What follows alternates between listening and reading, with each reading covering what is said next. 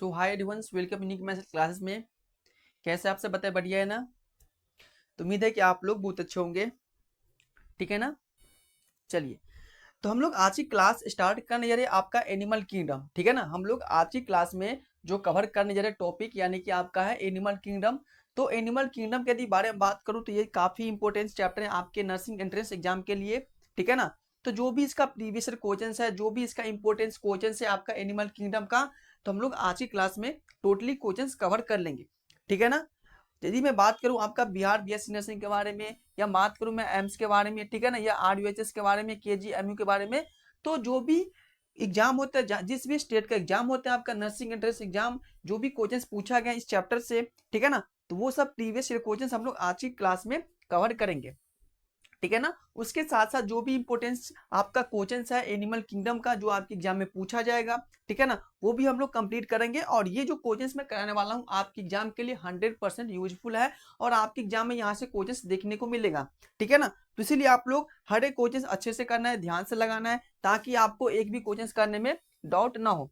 ठीक है ना? तो इसी बात पे आप लोग जल्दी से क्लास में जुड़ जाइए, जल्दी से क्लास में जुड़िए आप सब। हाँ हाँ, आपका बेटा देखो, आपका मैं अभी तक 2-3 चैप्टर कंप्लीट करा चुका हूँ। ठीक है ना? लिविंग वर्ड, बायोलॉजी, क्लासिफिकेशंस, ये सब आपका कंप्लीट है, तो आप लोग जा करके लगा सकते हैं। ठीक है ना? तो जो भी बच्चों अभी तक मेरा क्लास अभी तक नहीं लगाए होंगे, जो भी 2-3 चैप्टर में कंप्लीट कराए हूँ आप सबको, ठीक है ना, तो आप लोग जाइए और कंप्लीट करिए। ठीक है? चलिए, तो हम लोग स्टार्ट करने जा रहे हैं अपनी आज की क्लास। जो भी न्यू बच्चे हो, आप सबसे पहले चैनल को सब्सक्राइब कर लेना और बेल आइकन को प्रेस करने से क्या होगा कि जब भी मेरा क्लास स्टार्ट होता है तो आपके पास मेरे क्लास का नोटिफिकेशन आपके पास पहुंचता रहेगा। ठीक है ना? तो इसलिए आप लोग सब्सक्राइब करना, लाइक करना और अपने दोस्तों के साथ भी शेयर करना है। ठीक है ना? चलिए, तो हम अपनी आज की क्लास स्टार्ट कर रहे हैं। ठीक है? सबको विजिबल है ना? बताइए, विजिबल है ना? हाँ, चलिए, देखिए आपका क्वेश्चन आ चुका है आपकी स्लाइड पे। ये क्वेश्चन है कि in which of the following cellular level physical organization is found. Question में कह रहा है कि in which of the following cellular level physical organization is found. बताइए कि इनमें से कौन सा सेलुलर लेवल जो कि फिजिकल ऑर्गेनाइजेशन है जो कि इसमें आपको प्रेजेंट देखने को मिल रहा है। ठीक है ना? जल्दी से बताइए इसका आंसर क्या हो जाएगा। ऑप्शन कह रहा है इसका कि फर्स्ट ऑप्शन है कि प्लेटी हेलमिंथी हो जाएगा इसमें, या पॉडीफेरा हो जाएगा, या टीनोफोरा हो जाएगा, या आपका कैनिडेया हो जाएगा। तो जल्दी से आप लोग बताइए कि जो सेलुलर लेवल जो फिजिकल ऑर्गेनाइजेशन होता है वो किस में आपको देखने को मिलता है। फर्स्ट ऑप्शन है प्लेटी हेलमिंथी, सेकेंड ऑप्शन है आपका पॉडीफेरा, तीसरा ऑप्शन है आपका टीनोफोरा, और आपका जो फोर्थ ऑप्शन है आपका कैनेडिया। जल्दी से बताइए इसका आंसर क्या हो जाएगा। तो देखिए बच्चों, यदि मैं बात करूं जो कि सेलुलर लेवल जो फिजिकल ऑर्गेनाइजेशन जो फाउंड होता है, ये आपको पॉडीफेरा में देखने को मिलता है। किस में देखने को मिलता है? तो पॉडीफेरा में आपको ये देखने को मिलता है। इसलिए इसका जो आंसर आपका हो जाएगा यानी कि बी इसका करेक्ट आंसर हो जाएगा, कि जो भी आपका सेलुलर लेवल जो फिजिकल ऑर्गेनाइजेशन होता है ये आपको पॉडीफेरा में प्रेजेंट होता है। ठीक है ना? चलिए, अगला क्वेश्चन है आपका कि the presence of Canidoblast cell is the specialist of which phylum। Question में कह रहा है कि the presence of Canidoblast cell is the speciality of which phylum। बता सकते हैं इसका आंसर कि जो भी इसमें कह रहा है कि जो कैनिडोब्लास्ट में जो प्रेजेंट होता है जो कि एक स्पेशलिटी सेल होता है, ठीक है ना, वो किस फाइलम में आपको देखने को मिलता है। तो फर्स्ट आपका ऑप्शन कह रहा है कि ये आपका पॉडीफेरा हो जाएगा। फर्स्ट ऑप्शन आपका पॉडीफेरा, बी ऑप्शन आपका आर्थ्रोपोडा, सी है आपका सिलेंट्रेटा, और डी है आपका राउंडवर्म। ठीक है ना? तो इसका आंसर क्या हो जाएगा कि जो प्रेजेंस होता है कैनिडोब्लास्ट सेल में जो स्पेशलिस्ट यानी कि जो स्पेशलिस्टी होता है जो फाइलम का, वो किस में आपको देखने को मिलता है। पॉडीफेरा में देखने को मिलता है, या आपका आर्थ्रोपोडा में देखने को मिलता है, या आपका सिलेंट्रेटा में आपको देखने को मिलता है, या आपको राउंड वर्म में देखने को मिलता है। तो बताइए इसका आंसर क्या हो जाएगा। क्या हो जाएगा इसका आंसर बच्चों बताओ। हाँ, आप लोग जो भी अभी तक चैनल को सब्सक्राइब नहीं किए होंगे, लाइक नहीं किए होंगे, ठीक है ना, जो भी अपने दोस्तों के साथ शेयर नहीं किए होंगे, तो आप लोग जरूर करिए, क्योंकि मैं आपको यहाँ से हर चीज फ्री में दे रहा हूँ, ठीक है ना। हाँ, यहाँ से आपको हर चीज फ्री ऑफ कॉस्ट है, और आपके एक्यूरेट और 100% आपके एग्जाम में क्वेश्चंस यहाँ पे देखने को मिलेगा, ठीक है ना। बस आपको क्लास जो मैं कराता हूँ आपके पास जो नोटिफिकेशंस पहुंचना चाहिए, कब पहुंचेंगे, तो जब आप लोग सब्सक्राइब किए रहेंगे तभी पहुंच पाएगा, ठीक है ना। तो इसका आंसर बताइए क्या हो जाएगा इसका आंसर। तो बच्चों इसका जो आपका आंसर हो जाएगा, यानी कि आपका सीलियन ट्रेटा हो जाएगा। क्या हो जाएगा? सीलियन ट्रेटा, यानी कि आपका जो ऑप्शन कह रहा है सी, जो एकदम करेक्ट आंसर कह रहा है कि जो आपके कैंडिडोब्लास्ट सेल जो होता है कि स्पेशलिस्ट ही होता है, जो कि आपका किस फाइलम में देखने को मिलता है, तो वो आपका सीलियन ट्रेटा फाइलम होता है, उसमें ये प्रेजेंट होता है, राइट। चलिए अगला क्वेश्चन है कि finding of tube with in tube indicates which association. Finding of tube with in tube indicates which association, जो कि ट्यूब होता है जिसके साथ साथ वो इंडिकेट कर रहा है वो किससे एसोसिएटेड होता है। बताइए कि जो फाइंडिंग ऑफ ट्यूब है, जो इसके साथ साथ क्या आपका ये इंडिकेट कर रहा है, ठीक है ना, वो किसके साथ एसोसिएशन है। तो हम बोल सकते हैं कि ये सीलियन ट्रेटा के साथ एसोसिएशन है, या हम बोल सकते हैं कि ये एनिलिडा के साथ एसोसिएशन है, या वो ऑर्थोपोडा के साथ एसोसिएशन है, या आपका प्रोटोजोआ के साथ ये एसोसिएशन है। बताइए किसके साथ ये आपको एसोसिएशन है। जो फाइंडिंग ट्यूब होता है, जो किसके साथ जुड़ा होता है, वो ट्यूब इंडिकेट्स के साथ, ठीक है ना, वो किससे एसोसिएशन है। तो भाई ये जो आपका एसोसिएशन है ये आपका हो जाएगा एनेलिडा के साथ, ठीक है ना, ये आपका हो जाएगा एनेलिडा के साथ, क्या ये आपका एसोसिएशन है। और ये क्वेश्चन जो पूछा गया है एम्स में पूछा गया है, ठीक है ना, ये आपका एम्स का PYQ क्वेश्चन है। तो आप लोग देख सकते हैं कि यहाँ पे कितना इंपॉर्टेंस ये क्वेश्चन है अपने आप में, ठीक है ना। चलिए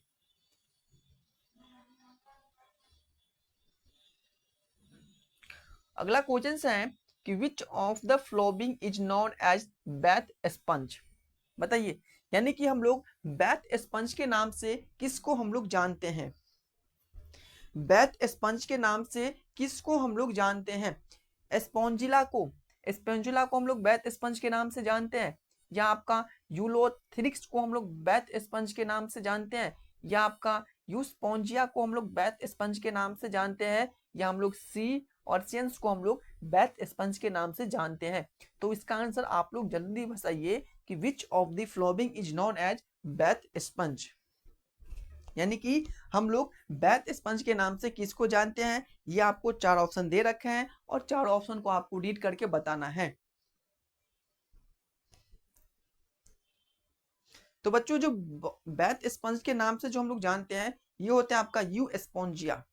क्या होता है? यू स्पॉन्जिया को हम लोग बैथ स्पंज के नाम से जानते हैं, यानी कि आपका सी एकदम राइट आंसर हो जाएगा, ठीक है ना, सी आपका राइट आंसर हो जाएगा। और ये क्वेश्चंस आपका सी नेट में पूछा हुआ क्वेश्चंस है, ठीक है ना, सी नेट नर्सिंग एंट्रेंस एग्जाम में जो आपके यूपी में होते हैं उसमें ये क्वेश्चंस पूछा गया है कि जो हम लोग बैथ स्पंज के नाम से किसको जानते हैं, तो यू स्पॉन्जिया को हम लोग बैथ स्पंज के नाम से जानते हैं। क्लियर? चलिए अगला क्वेश्चन है कि which group is sea walnut of comb jelly. Which group is called sea walnut और कॉम्बी जेली, यानी कि आपको इसमें से 4 ग्रुप दे रखे हैं और चारों ग्रुप में से आपको ये बताना है कि इसमें से ऐसा कौन सा ग्रुप है जिसको हम लोग वॉलनट और कॉम जेली के नाम से इसको हम लोग जानते हैं, ठीक है ना। यानी कि आपको ये 4 ग्रुप दिया है, 4 ग्रुप कौन कौन सा है। तो फर्स्ट का जो आपका ऑप्शन है यानी कि प्लेटी हेलमिंथ ये ग्रुप हो गया, सेकेंड है आपका टीनोफोरा, अगला है आपका पोरीफेरा, और आपका अगला है आपका मैनीड्रेरिया, ठीक है ना, ये आपका 4 ग्रुप हो जाएगा, ठीक है ना। और इसमें कह रहा है कि ये चारों ग्रुप में से हम लोग सी वॉलनट और कम जेली के नाम से हम लोग किसको जानते हैं। जल्दी से बताइए कि सी वॉलनट और कम जेली के नाम से हम लोग किसको जानते हैं। तो भाई सिल वॉलनट और कम जेली के नाम से हम लोग टीनोफोरा को हम लोग जानते हैं। ठीक है ना, किसको जानते हैं बच्चों? तो टीनोफोरा को हम लोग सी वॉलनट और कम जेली के नाम से हम लोग जानते हैं, यानी कि इसका आंसर हो जाएगा आपका बी, एकदम राइट आंसर हो जाएगा। हाँ हाँ, बी होगा इसका आंसर। सही बता रहे हैं आप, सब सही बता रहे हैं। सही है सर। आप कोचिंग्स नहीं, नहीं नहीं, कोचिंग्स तो भाई डेली हो रहा है ना, आप लोग जुड़ते नहीं क्लास में, तो इसमें मेरा थोड़ी ना गलती है, तो आपकी है ना। इसलिए मैं बोल रहा हूँ ना कि आप लोग सब्सक्राइब कर लीजिए, ताकि आप सबके पास नोटिफिकेशन पहुंचता रहेगा, तभी तो आप लोग क्लास में जुड़ पाओगे ना। तो आप लोग बात ही नहीं समझ रहे हैं। नहीं नहीं, आपका क्लास तो डेली हो रहा है, रेगुलर हो रहा है। सही बता रहे हैं। हाँ हाँ, हो रहा है। चलिए चलिए, ठीक है। अगला क्वेश्चन से आपका कि the property of living fluorescence is found in which of the following. The property of living fluorescence is found in which of the following, यानी कि आपको ये चार ऑप्शन दे रखा है, इस चार ऑप्शन में से आपको क्या बताना है कि जो आपके प्रॉपर्टी ऑफ लिविंग फ्लोरेंस होता है वो किस में प्रेजेंट होता है।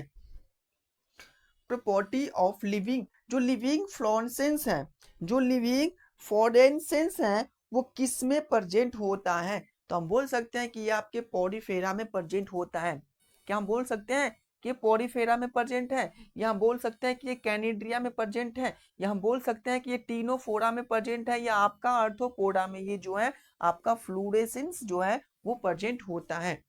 तो जल्दी से आप लोग आंसर बताइए कि जो लिविंग फ्लोरेसेंस है वो किस में फाउंड होता है। हाँ हाँ, क्या में, किस में? ए ऑप्शन ए बोल रहे हैं आप लोग, पॉलीफेरा में होता है क्या? गलत बता रहे हैं आप सब। नहीं भाई, ये टीनोफोरा में प्रेजेंट होता है, जो कि लिविंग फ्लोरेसेंस जो होता है ना, वो आपको टीनोफोरा में प्रेजेंट होता है। ठीक है ना, किस में होता है बच्चों? तो आपके टीनोफोरा में प्रेजेंट होता है, यानी कि इसका जो आंसर आपका हो जाएगा सी, एकदम राइट आंसर हो जाएगा। हाँ एकदम। हाँ, क्लास जो है ना मेरा आपका डेली 8:30 बजे शाम को होता है। डेली 8:30 बजे शाम को क्लास मेरा रेगुलर होता है। और ये जो मेरा क्लास चल रहा है ना, आपका यूपी का भी चल रहा है, सीनियर सीपेट का। ठीक है ना, उसके बाद आपका बिहार बीएससी नर्सिंग का चल रहा है, एम्स का चल रहा है, ठीक है ना, आरयूएचएस का चल रहा है। सबका मैं यहाँ पे एमसीक्यू क्लास स्टार्ट कर दिया हूँ। अभी चल रहा है आपका बिहार का, ठीक है ना, सीनियर सीनियर का तो मैं अलग से करवा चुका हूँ एक बार ना। हम्म चलिए, अगला क्वेश्चन है एस्कैरिसिस एंड वोचेरिया इज रिलेटेड। बता सकते हैं आप लोग, जो आपके एस्कैरिसिस हैं और जो आपका वोचेरिया है वो किसके से रिलेटेड है, ये किस से रिलेटेड है? एस्कैरिसिस और जो आपका वोचेरिया है वो किस से रिलेटेड है? किससे रिलेटेड है?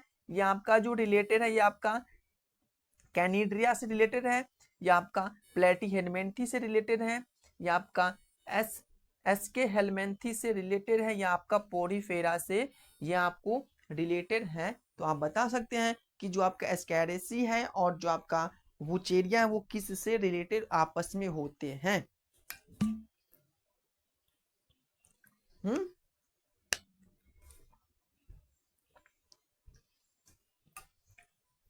हाँ हाँ, ये आपका एसके हेलमेंथी से रिलेटेड है। ठीक है, ये आपका एसके हेलमेंथी से रिलेटेड है, यानी कि इसका जो आंसर हो जाएगा C will be the right answer. अगला है which of the following is hermaphroditic. ठीक है ना, which of the following is hermaphroditic. हम लोग इसमें इसमें से आपको बता सकते हैं कि इसमें से जो आपका हर्मैफ्रोडिटिक कौन सा है। तो अर्थवर्म, अर्थवर्म है, अर्थवर्म हम बोल सकते हैं, या हम कॉकरोच को बोल सकते हैं, या हम लोग लीच को बोल सकते हैं, यानी कि या हम लोग आपको अर्थवर्म और लीच दोनों को बोल सकते हैं। तो बता सकते हैं आप लोग कि which of the following is हर्मैफ्रोडिटिक। हर्माफ्रोडिटिक किस इसमें से कौन सा हो जाएगा? तो भाई इसमें से जो हो जाएगा ना आपका लीच और अर्थवॉर्म, यानी कि ये दोनों आ रहा है किसमें, तो हर्माफ्रोडिटिक में आ रहा है, यानी कि एकदम इसका डी करेक्ट आंसर कह रहा है। ठीक है ना, डी एकदम राइट आंसर इसका हो जाएगा, राइट। चलिए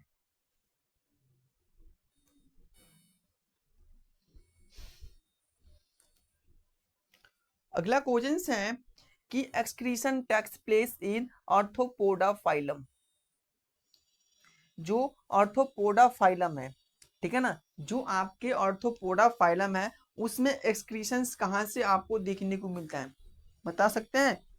जो आपके आर्थ्रोपोडा फाइलम है, वो आपके आर्थ्रोपोडा फाइलम में जो एक्सक्रीशन होता है वो कहाँ से आपको देखने को मिलता है, या किसके थ्रू होता है, या किसके, बता सकते हैं। इसको हम बोल सकते हैं कि इसमें जो हो रहा है आपका थ्रू नेफ्रीडिया के थ्रू हो रहा है, या स्किन के थ्रू हो रहा है, या बाय मालफेजियन टिब्यूल्स के थ्रू हो रहा है, या बाय फ्लेम सेल के थ्रू इसमें एक्सक्रीशन होता है आर्थ्रोपोडा फाइलम में। तो बच्चों जो आपको ऑर्थोपोडा फाइलम है वो अपने आप में क्या आपका सबसे बड़ा फाइलम होता है, और ये जो है ना इसमें जो एक्सक्रीशन होता है ना वो आपके मालफिजियन टिब्यूल्स के थ्रू इसमें एक्सक्रीशन होता है। ठीक है ना, किसके थ्रू होता है, तो मालफिजियन टिब्यूल्स के थ्रू ऑर्थोपोडा में एक्सक्रीशन होता है, यानी कि आपका जो आंसर कह रहा है सी एकदम करेक्ट आंसर कह रहा है कि जो फाइलम जो आपके ऑर्थोपोडा फाइलम है वो ऑर्थोपोडा फाइलम में जो एक्सक्रीशन होता है वो आपके मालफिजियन टिब्यूल्स के थ्रू होता है। क्लियर। चलिए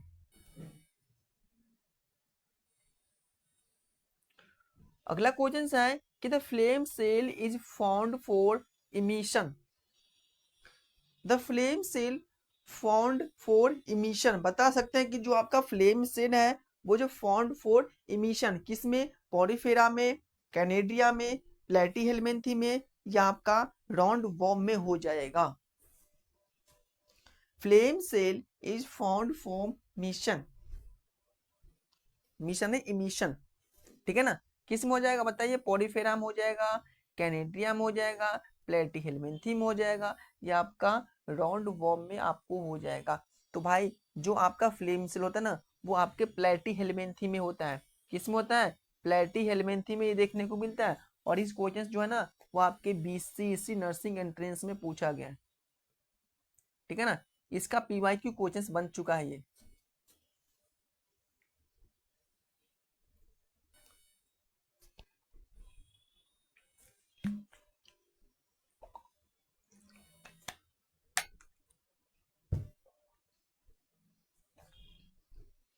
अगला क्वेश्चन है sand tongue is the speciality of which group. जो सैंड टंग है वो स्पेशलिटी किस ग्रुप का होता है, सैंड टंग जो है वो स्पेशलिटी किस ग्रुप का होता है। तो हम बोल सकते हैं कि जो मोलस्का ग्रुप का सैंड टंग स्पेशलिस्ट होता है, या ऑर्थोपोडा ग्रुप का हो जाएगा, या प्रोटोजुआ ग्रुप को से हो जाएगा, या आपका कैनेड्रिया से हो जाएगा, कि इस ग्रुप का जो है आपका सैंड टंग स्पेशलिस्ट होता है। तो बताइए कि सैंड टंग किस ग्रुप का स्पेशलिस्ट होता है। तो बच्चों जो सैंड टंग होता है ना, जो सैंड टंग होता है वो मोलस्का ग्रुप का, किस ग्रुप का, मोलस्का ग्रुप का, ये क्या होता है आपका स्पेशलिस्ट होता है इस ग्रुप का। ठीक है ना, यानी कि इसका जो आंसर कह रहा है एकदम ए एकदम करेक्ट कह रहा है। ठीक है ना,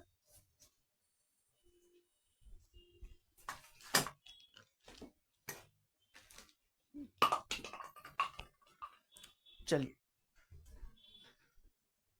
अगला है कि Venus flowers box, Venus basket is non age. जो वेनस फ्लावर के जो बॉक्स होता है, जो Venus basket is non age किसके नाम से हम लोग जानते हैं, जो वेनस फ्लावर्स का जो बॉक्स है या वेनस बास्केट को हम लोग किसके नाम से जानते हैं, तो किसके नाम से जानते हैं बताओ, आपका यू प्लेक्टेला के नाम से जानते हैं।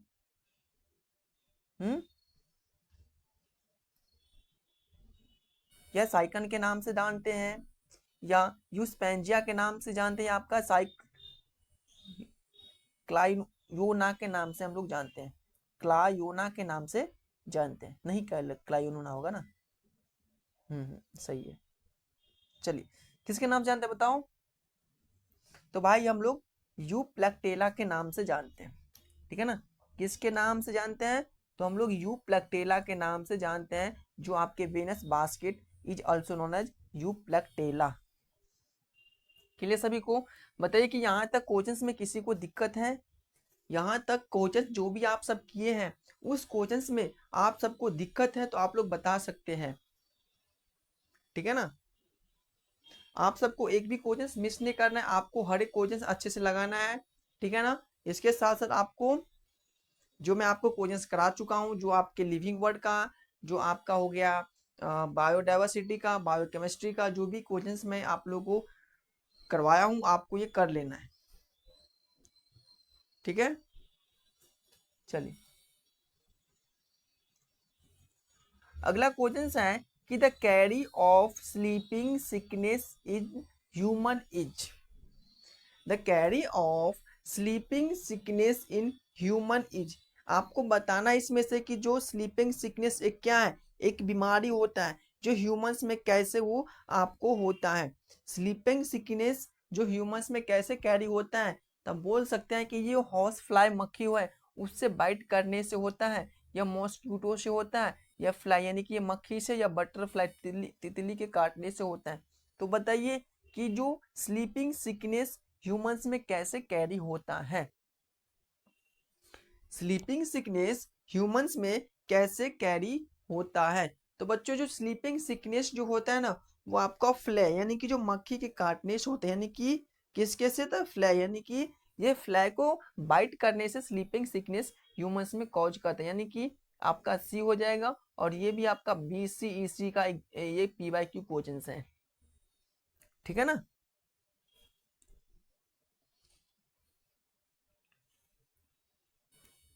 अगला क्वेश्चन है कि द डिजीज कॉल्ड काला jar in humans is caused by.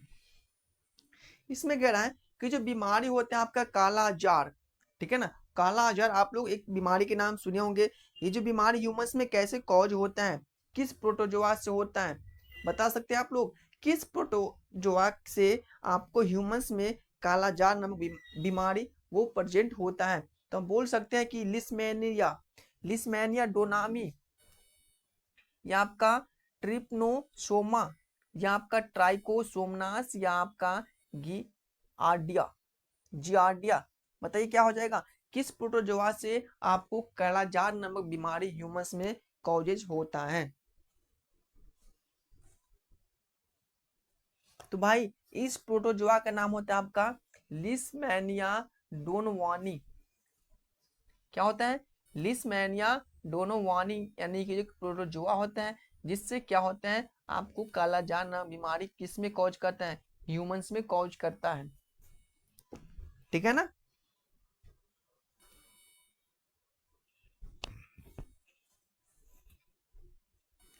अगला क्वेश्चन है कि which of the following is called penetrant sponge. बताइए, which of the following is called penetrant sponge, यानी कि हम लोग पेंट्रेंट स्पंज के नाम से हम लोग किसको जानते हैं?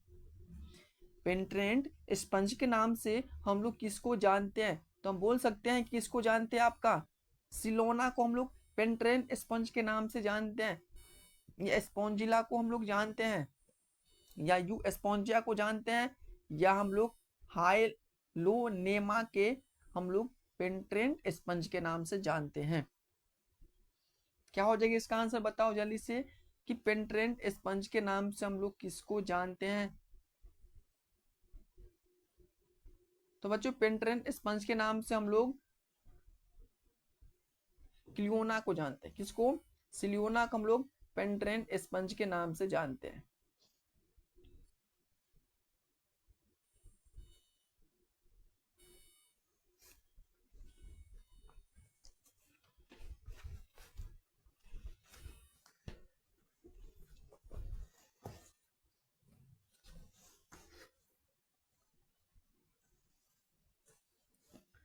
अगला क्वेश्चन है आपका which of the following is a living fossil, यानी कि हम लोग इसमें से आपको बताना है कि लिविंग फॉसिल इसमें से कौन सा है। Which of the following is a living fossil, living fossil कौन सा हो जाएगा। हम बोल सकते हैं कि लिविंग फॉसिल आपका हो जाएगा लोक्स्टा, लोक्यूस्टा आपका लिविंग फॉसिल हो जाएगा, या लिम्यूलस हो जाएगा, या आपका सिफोन हो जाएगा, या आपका फैसियोला जो है आपका लिविंग फॉसिल हो जाएगा। तो जल्दी से बताइए कि लिविंग फॉसिल हम लोग किसको बोलेंगे। इसमें से 4 ऑप्शन दिया है, आपको 4 ऑप्शन में से बताना है कि लिविंग फॉसिल हम लोग किसको बोलेंगे। तो बच्चों लिविंग फॉसिल हम लोग लिमुलस को हम लोग बोलते हैं। किसको बोलते हैं, लिमुलस को बोलते हैं। और ये आपका RUHS का क्वेश्चन है, ठीक है ना। देख सकते हैं कि इसमें से कितना PYQ बन चुका है। तो इसीलिए मैं आप सबको बोल रहा हूँ कि आप सब के लिए जो मैं क्वेश्चंस करवा रहा हूँ वो आपके हर एक क्वेश्चंस इंपॉर्टेंट रहेगा हर चैप्टर का, क्योंकि मैं सिर्फ एक्सेप्टेड यानी कि जो क्वेश्चंस आपके एग्जाम में आएगा, जो आपके इंपॉर्टेंस है, जो आपके प्रीवियस क्वेश्चंस पूछा गया इस चैप्टर का, वही मैं आपको करवाता हूँ, वरना सब ऐसे ही रहता है। चलिए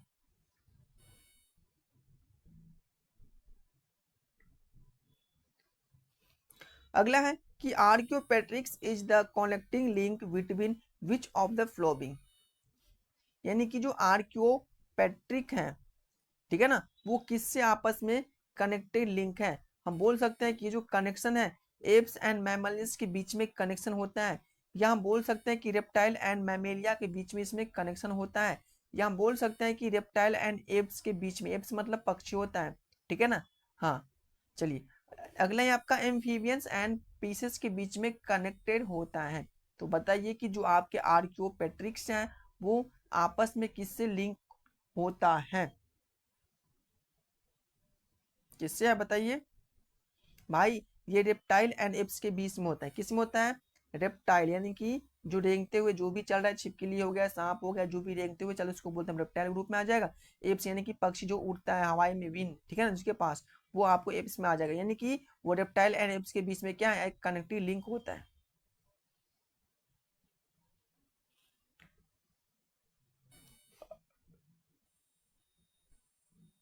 अगला क्वेश्चन है कि विच मोलस्का इज कॉल्ड आइब्रोसेल।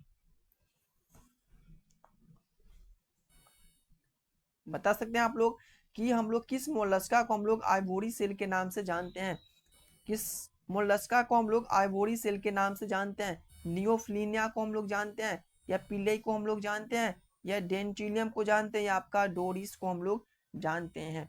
तो जल्दी से इसका आंसर बताइए कि विच मोलस्का इज कॉल्ड आइवोरोसेल्स।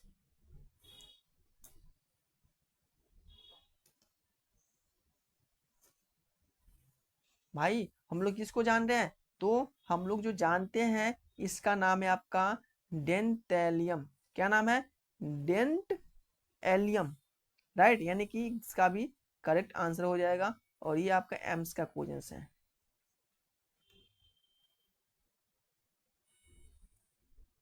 अगला क्वेश्चन है कि Aristotle's lantern found in which of the following animals, यानी कि जो आपका एरिस्टोल्स लेंट्रम है, ठीक है ना, ये प्रेजेंट किस एनिमल्स में देखने को मिला है, किस एनिमल्स में प्रेजेंट देखने को मिला है। हम बोल सकते हैं ये जो एनिमल्स का नाम है, ये नाम है आपका सेपिया, या स्टारफिश, या सी ऑर्चिन्स, या आपका ओविलिया। एरिस्टोल्स लैंटर्न जो है वो किस एनिमल्स में प्रेजेंट देखने को मिला है, जल्दी से इसका आंसर बताइए। किस में हो जाएगा बच्चों, ये जो आपका हो जाएगा सी अर्चिन में हो जाएगा। किस में हो जाएगा, सी अर्चिन में हो जाएगा।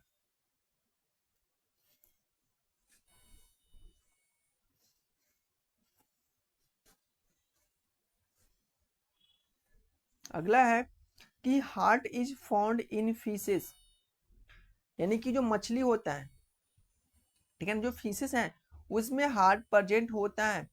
बताइए हार्ट प्रेजेंट मछली में होता है बाय सेलुलर यानी कि बाय सेलुलर यानी कि 2 चैम्बर का, ट्राई सेलुलर यानी कि 3 चैम्बर का, फोर कॉर्ड यानी कि 4 चैम्बर का, या इसमें अब्सेंट ही होता है हार्ट फिशेस में। बताइए कि जो मछली में जो हार्ट प्रेजेंट होता है वो इसमें कितने चैम्बर का देखने को मिलता है। तो भाई इसमें कितने चैम्बर का हो जाएगा, जल्दी से आंसर बताइए। Heart is found in fishes, tricellular, bicellular, fourth celled या एब्सेंट? तो भाई बाइसेलुलर होता है, ठीक है ना, बाइसेलुलर होता है।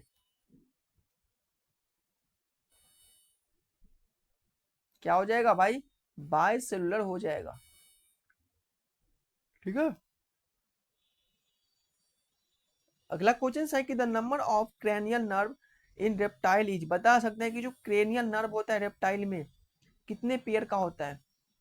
क्रेनियल नर्व रेप्टाइल में कितने पेयर का होता है? और ये बहुत इंपॉर्टेंट पीवाईक्यू क्वेश्चंस हैं, ये बहुत इंपॉर्टेंट पीवाईक्यू क्वेश्चंस हैं कि जो क्रेनियल नर्व होता है वो रेप्टाइल में कितने पेयर को देखने को मिलता है? 8 पेयर का, 10 पेयर का, 12 पेयर का या 14 पेयर का होता है? तो जल्दी से इसका आंसर बताइए कि जो क्रेनियल नर्व होता है, जो क्रेनियल नर्व है वो कितने पेयर का प्रेजेंट होता है रेप्टाइल में? रेप्टाइल में क्रेनियल नर्व कितने पेयर का प्रेजेंट होता है? तो बच्चों जो रेप्टाइल में क्रेनियल नर्व होता है, ठीक है ना, जो रेप्टाइल में क्रेनियल नर्व होता है ये जो होता है ना वो आपका 12 पेयर का होता है। कितने पेयर का होता है?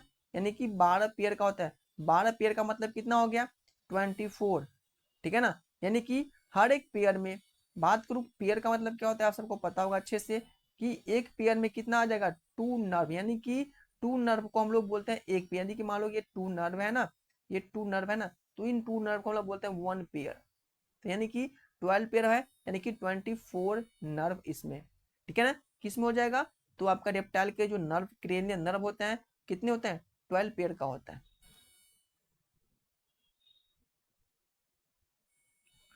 अगला क्वेश्चन है कि whose capacity is greater in Planaria, यानी कि जो प्लानेरिया का जो कैपेसिटी होता है जो ग्रेटर देन, बताइए किस में होता है? वो वो capacity is greater in the Planaria, बता सकते हैं क्या हो जाएगा? यानी कि मेटामॉर्फोसिस, प्लानेरिया में जो कैपेसिटी होता है मेटामॉर्फोसिस की कैपेसिटी होता है, या रीजेनरेशन यानी कि वो फास्ट अपने आप में डिविजन्स करना, इसमें एक कैपेसिटी होता है, या इसमें जनरेशन अल्टरेशन करने की कैपेसिटी होता है, या इसमें बायो लुमिनेसेंस का एक कैपेसिटी इसमें देखने को मिलता है। तो बता सकते हैं कि जो प्लानेरिया है वो इसमें किस टाइप से कैपेसिटी प्रेजेंट होता है? तो भाई प्लानेरिया आप सबको पता होगा, यानी कि प्लानेरिया क्या करता है? प्लानेरिया की बॉडी मान लो कि प्लानेरिया है, ठीक है ना, ये प्लानेरिया है, ये अपने बॉडी को फास्ट रीजनरेशन करता है, ठीक है ना।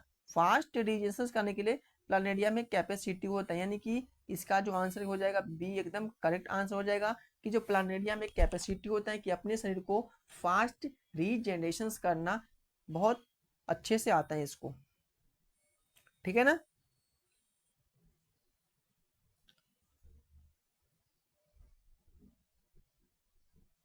अगला क्वेश्चन है कि the four of bird is modification of, the food of bird is a modification of plates, यानी कि जो बर्ड को जो फूड बर्ड्स को जो मॉडिफिकेशन किया गया है प्लेट्स प्लेट्स पे किया गया है, या आपका एपिडर्मल स्केल से किया गया है, या बोनी हुक से, या फ्रंट लेग से?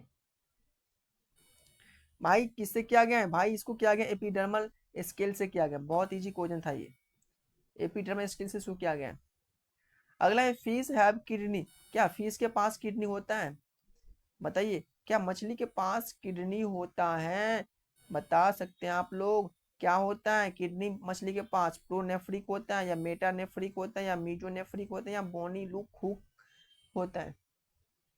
जल्दी से आंसर बताइए कि फिश के पास जो किडनी होता है वो किस टाइप से वो देखने को मिलता है? प्रोनेफ्रिक, मेटानेफ्रिक, मीजोनेफ्रिक, या बोनी हुक? तो भाई जो मछली के पास जो किडनी होता है वो आपका होता है मीसोनेफ्रिक। किसे होता है? तो मीसोनेफ्रिक। आप लोग शॉपिंग वाला मीशो मत समझ लीजिएगा, ठीक है ना।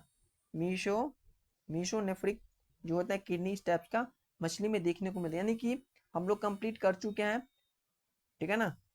जो भी आपका एनिमल किंगडम का जो भी इंपॉर्टेंस क्वेश्चन था वो हम लोग कंप्लीट कर लिया है, ठीक है ना। कंप्लीट कर लगभग इसमें से लगभग हमें लगता है कि 8 से 9 पीवाईक्यू क्वेश्चंस आपको देखने को मिला है, ठीक है ना। तो जो भी स्टेट में पूछा गया है इस चैप्टर से, बिहार का बात करूँ या एम्स के बात करूँ, आरवीएचएस के बात करूँ, या केजीएमयू के बात करूँ, या सीनियर सीपेट के बात करूँ, ठीक है ना। तो इस सब एग्जाम में जो पूछा गया है इसमें से जो पीवाईक्यू क्वेश्चंस पूछा गया है वो हम लोग आज की क्लास में कंप्लीट कर चुके हैं, ठीक है ना। और ये हाई स्कोरिंग टॉपिक है, जो कि आपकी एग्जाम में आता है यहाँ से क्वेश्चंस, ठीक है ना। और यहाँ से एक बात और मैं बताने जा रहा हूँ कि जो भी बच्चों आप यूपी से हैं, यूपी सीनेट का प्रिपरेशन कर रहे हैं, तो आप लोगों को मैं आपको free of cost her cheese complete करा चुका हूँ। हैंड रिटन नोट्स के साथ कंप्लीट कराया हूँ, शॉर्ट नोट्स कंप्लीट कराया हूँ, ठीक है ना। टेस्ट सीरीज भी फ्री ऑफ कॉस्ट मैंने आप लोगों को करवाया हूँ, ठीक है ना। फिजिक्स का, केमिस्ट्री का, बायोलॉजी का हर चीज़ मैं आपको फ्री ऑफ कॉस्ट कराया हूँ। तो आप लोग चाहते हैं तो आप लोग जल्दी से अपना हर चीज़ कंप्लीट कर लीजिए और आपकी प्रिपरेशन को काफ़ी ज़्यादा बूस्टर मिलेगा, ठीक है ना। और अभी जो क्लास चल रहे हैं, तो चाहे आप किसी भी स्टेट का है, हर एक स्टेट के यहाँ पे पीवाईक्यू क्वेश्चंस स्टार्ट हो चुके हैं। और स्पेशली मैं बात कर रहा हूँ कि सीनेट वाले बच्चे को मैं आप लोगों को कंप्लीट एक बैच करवाया हूँ, ठीक है ना। एक बैच में आप लोगों को हर चीज़ करवाया हूँ, तो आप लोग इस बैच को जाकर ज्वाइन कर लेना और आपको यहाँ पे मिल जाएगा हर एक कंटेंट, ठीक है ना। चलिए, तो बच्चों बताइए कि आज की क्लास आप सबको कैसे लगे, आपको कमेंट करके जाना है, ठीक है ना। हाँ, कमेंट करना है और इसके साथ साथ आपको सब्सक्राइब करना है, लाइक करना है, अपने दोस्तों के साथ शेयर करना है। हाँ, थोड़ा सा आप लोग सपोर्ट दिखाइए। चलिए, तो बच्चों हम लोग मिलेंगे नेक्स्ट क्लास में, तब तक के लिए bye bye, tata, take care. और आप लोग अपना प्रिपरेशन, अपने नोट्स को पढ़ के आना है, क्योंकि मैं बताऊंगा नहीं कि मैं अगली क्लास में क्या करने वाला हूँ, किस चैप्टर का हम लोग यहाँ पे क्लास करेंगे, ये मैं आपको बताऊंगा नहीं। क्योंकि आप लोग को मैं बताऊंगा तो आप लोग सिर्फ इसी चैप्टर को पढ़ के आएंगे, लेकिन मैं यहाँ पे नहीं बताऊंगा। तो आप लोग इससे रिलेटेड, यानी कि आप लोग कंप्लीटली आप लोग हर एक चैप्टर को पढ़ेंगे, वो भी ओवरव्यू के साथ। इससे क्या होगा कि आपको रिमेंबर में अच्छे से आएगा और आप लोग को कंप्लीट क्वेश्चन अच्छे से बनेगा। तो इसीलिए उम्मीद है कि आप लोग पढ़ के आइएगा अपनी क्लास में और अच्छे से पढ़े, और उम्मीद रहेगा कि मैं आप लोगों को गारंटी के साथ आप लोगों को सिलेक्शन होगा, 100% होगा। बस आपको कंसिस्टेंसी मेंटेन करना है और करते रहना है, ठीक है ना बच्चों। चलिए, ज़्यादा बात हम नहीं करते हैं क्लास में, ठीक है ना। चलिए, मिलते हैं नेक्स्ट क्लास में, तब तक के लिए bye bye, tata, take care, अच्छे से पढ़ना ध्यान से, ठीक है ना। चलिए।